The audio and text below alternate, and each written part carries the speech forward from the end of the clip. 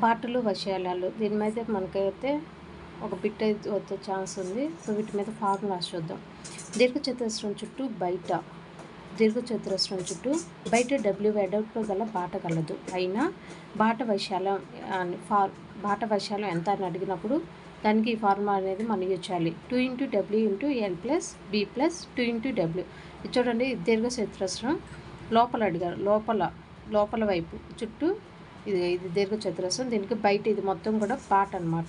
ఈ బాట డబ్ల్యూ కనుక అనుకుంటే మనం డబ్ల్యూ ఇటు లెంత్కి డబ్ల్యూ + w l + 2w అవుతుంది. అలాగే బ్రెత్కి బి డబ్ల్యూ + w 2w అవుతుంది.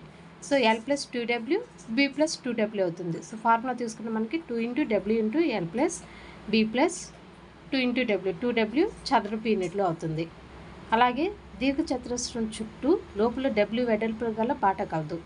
ఇదేమో అవుట్ సైడ్ బయట, ఇక్కడ లోపల అన్నారు, లోపల వైపు డబ్ల్యూ వెడల్పు గల బాట కలదు అన్నారు. అయినా బాట వైశాల్యం.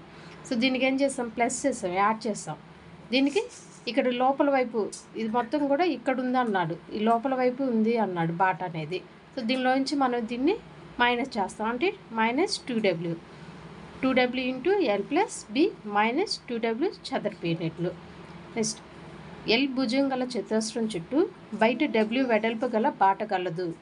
అయినా బాట వైశాల్యం.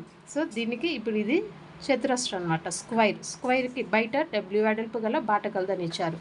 దీనికి ఏంటంటే ఫార్ములా 4w × l + w చదరపు యూనిట్లు.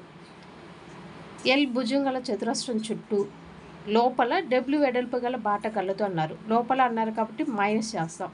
4w × l - w చదరపు యూనిట్లో అవుతుంది.